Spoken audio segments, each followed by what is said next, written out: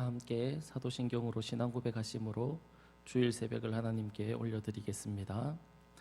전능하사 천지를 만드신 하나님 아버지를 내가 믿사오며 그 외아들 우리 주 예수 그리스도를 믿사오니 이는 성령으로 잉태하사 동정녀 마리아에게 나시고 본디오 빌라도에게 고난을 받으사 십자가에 못 박혀 죽으시고 장사한 지 사흘 만에 죽은 자 가운데서 다시 살아나시며 하늘에 오르사 전능하신 하나님 우편에 앉아 계시다가 저리로서 산자와 죽은 자를 심판하러 오시리라. 성령을 믿사오며 거룩한 공예와 성도가 서로 교통하는 것과 죄를 사하여 주시는 것과 몸이 다시 사는 것과 영원히 사는 것을 믿사옵나이다.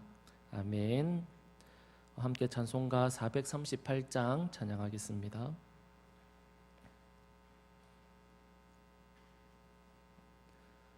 찬송가 438장입니다. 내 영혼이 은총 입어 중한 죄짐 벗고 보니 슬픔 많은 이 세상도 천국으로 화하도다.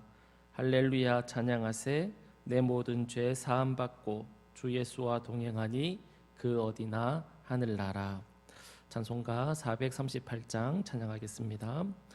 내 영혼이 은총 입어 중한 죄짐 벗고 보니 슬픔 많은 이 세상도 천국으로 화하도다. 할렐루야 찬양하세. 내 모든 죄 사함 받고 주 예수와 동행하니 그 어디나 하늘나라. 주의 얼굴 뵙기 전에 멀리 뵈던 하늘나라. 내 맘속에 이루어지니 날로 날로 가깝도다. 할렐루야 찬양하세.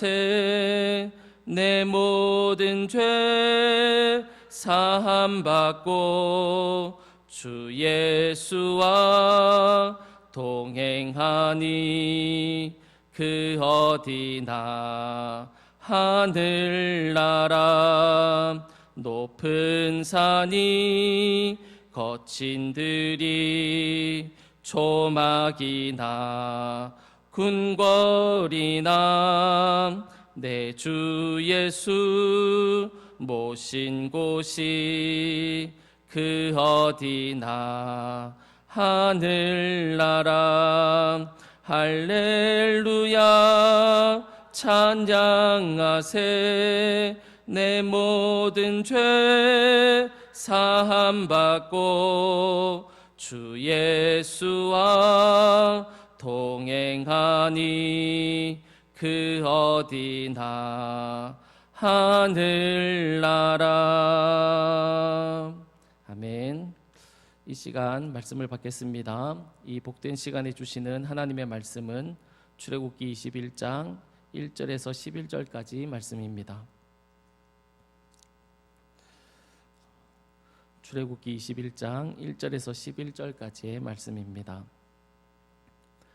아름다운 공동체라는 제목으로 말씀을 받겠습니다.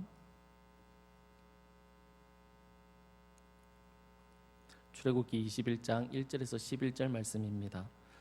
한 절씩 교독하신 후에 마지막 절은 같이 읽겠습니다. 내가 내 백성 앞에 세울 법규는 이러하니라. 내가 히브리 종을 사면 그는 6째 해 동안 섬길 것이요 7째 해에는 몸값을 물지 않고 나가 자유인이 될 것이며 만일 그가 단신으로 왔으면 단신으로 나갈 것이요 장가 들었으면 그의 아내도 그와 함께 나가려니와 만일 상전이 그에게 아내를 주어 그의 아내가 아들이나 딸을 낳으면 그의 아내와 그의 자식들은 상전에게 속할 것이요 그는 단신으로 나갈 것이로되 만일 종이 분명히 말하기를 내가 상전과 내 처자를 사랑하니 나가서 자유인이 되지 않겠노라 하면 상전이 그를 데리고 재판장에게로 갈 것이요 또 그를 문이나 문솔주 앞으로 데리고 가서 그것에다가 송곳으로 그의 귀를 뚫을 것이라. 그는 종신토록 그 상전을 섬기리라.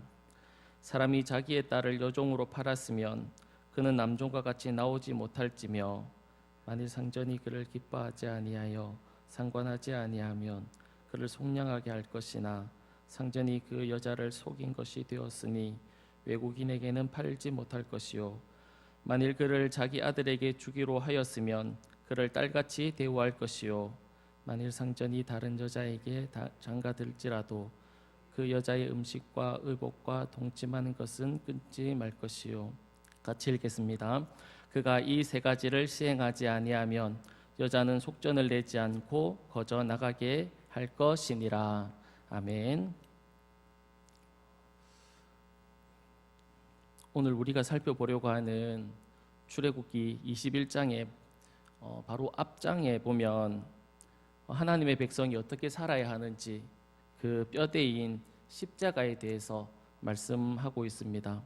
그리고 21장부터 23장까지는 하나님의 백성이 사회라는 공동체 속에서 어떻게 생활해야 하는지 그 원칙을 보여주고 있는데 오늘 우리가 읽은 본문에는 종에 관해서 설명을 하고 있습니다.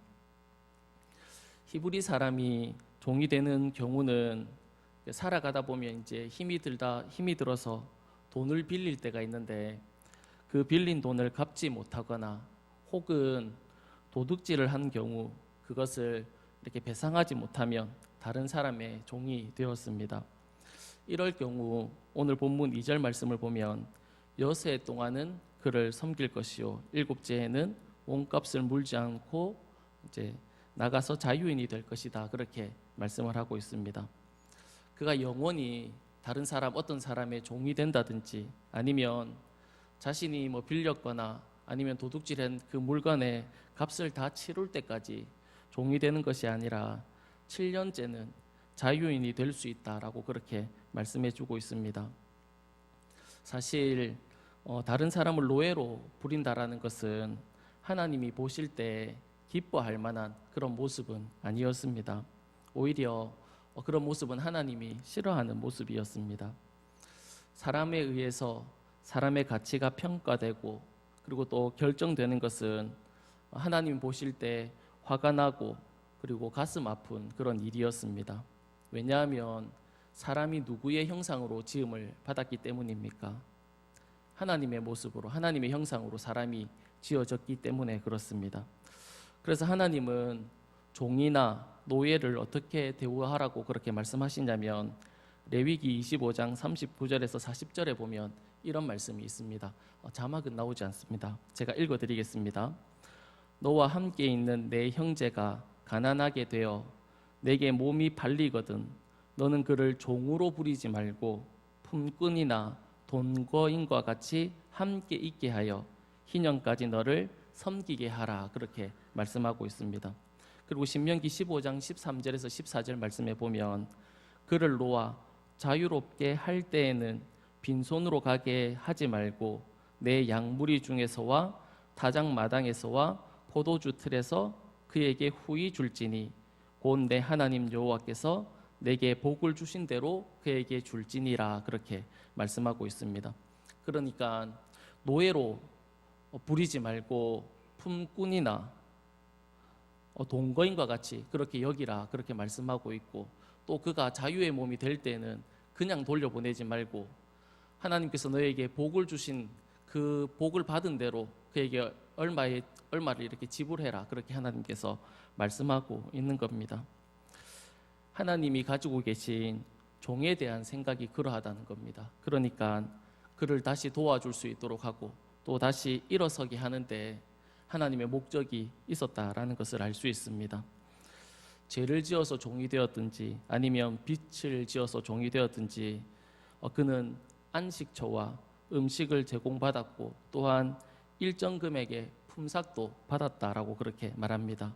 그리고 심지어 그가 종이 되었을 때에 7년째가 되거나 아니면 50년째가 되는 희년이 되었을 경우에는 그의 이제 신부의 자유를 얻을 수 있었고, 실제로 히브리 종을 이렇게 내어 보낼 때에는 많은 재산을 주기도 했다, 그렇게 이야기합니다. 그러니까 그가 다시 생활할 수 있도록 도와주었던 것입니다. 그를 종으로 취급한 것이 아니라 한 사람의 인격체로 그를 대우했다라는 것을 우리가 알 수 있습니다.